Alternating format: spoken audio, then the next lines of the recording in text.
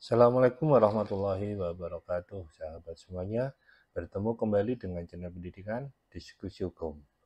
Tema yang akan kita angkat hari ini adalah kewenangan peradilan tingkat pertama dalam pengajuan upaya hukum peninjauan kembali. Jadi di sini adalah kewenangan peradilan tingkat pertama. Artinya apa? Ini berlaku untuk pengadilan negeri, pengadilan agama, pengadilan tata usaha negara, dan juga pengadilan militer, yang mana di sini adalah semua pada pengadilan tingkat pertama. Langsung saja kita simak penjelasannya. Berbicara mengenai peninjauan kembali sudah diatur di dalam surat edaran Mahkamah Agung, namun ini ada penegasan ulang beberapa ketentuan terkait pengajuan upaya hukum kasasi atau peninjauan kembali. Di sini tertuang di dalam surat Panitera Mahkamah Agung nomor 735/PAN/HK 1.2.3 Romawi 4 tahun 2024 tanggal 26 April 2024. Jadi apa saja isinya kita simak. Di sini yang pertama yaitu ada penegasan terkait dengan pengadilan tingkat pertama tidak berwenang menilai suatu alat bukti memenuhi syarat novum atau tidak. Jadi apabila ini peninjauan kembali diajukan dengan novum, pengadilan tingkat pertama tidak berwenang menilai suatu syarat alat bukti memenuhi syarat novum atau tidak.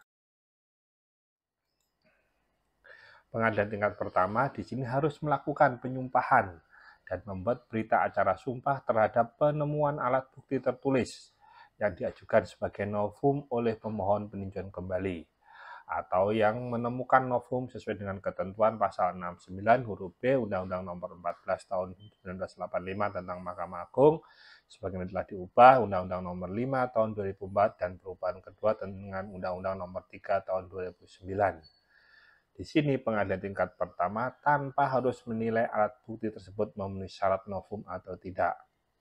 Ini juga ditegaskan di dalam surat edaran Mahkamah Agung atau SEMA nomor 6 tahun 2016 tentang pemberlakuan rumusan hasil rapat pleno Kamar Mahkamah Agung tahun 2016 sebagai pedoman pelaksanaan tugas bagi pengadilan. Jadi di sini pengadilan yang pertama apabila diajukan novum, dia hanya melakukan penyumpahan terkait dengan penemuan alat bukti tadi tanpa harus menilai apakah bukti tersebut novum atau tidak. Karena kewenangan menilai novum atau bukan itu adalah kewenangan dari majelis hakim pemeriksa perkara peninjauan kembali.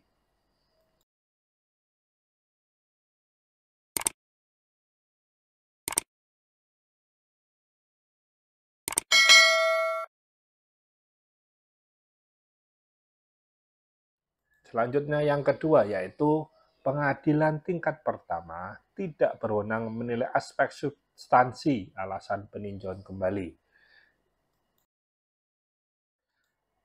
Nah, pengadilan tingkat pertama hanya berwenang menilai aspek formalitas, yakni tenggang waktu pengajuan dan waktu penyampaian memori atau alasan-alasan peninjauan kembali.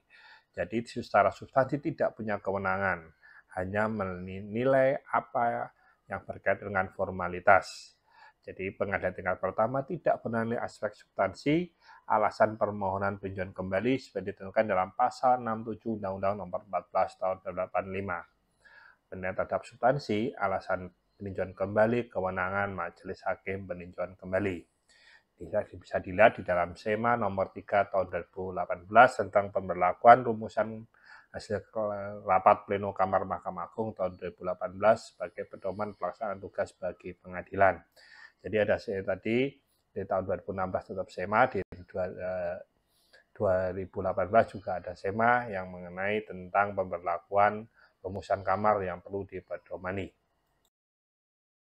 Sekarang kita lihat yang ketiga, yaitu pengadilan tingkat pertama tidak berwenang menilai ada atau tidaknya pertentangan dua putusan.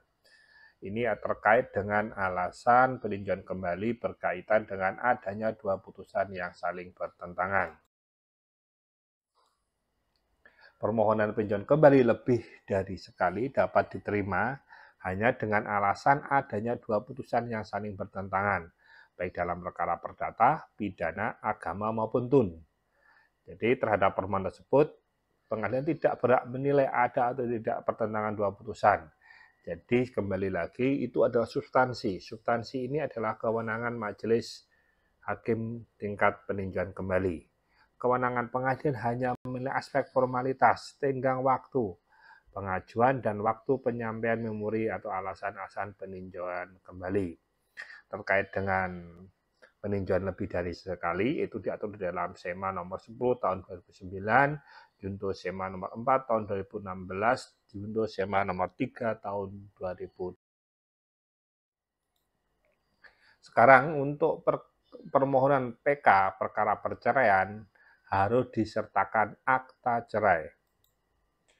Permohonan peninjauan kembali dalam perkara perceraian dengan pengadilan agama harus disertai fotokopi sah akta cerai dalam berkas perkara permohonan tersebut, kecuali memang pada saat diajukan belum diterbitkan akta cerai dari pengadilan agama. Kalau memang agama belum mengeluarkan akta cerai, jadi tidak perlu disertakan fotokopinya, tetapi jika sudah harus disertakan.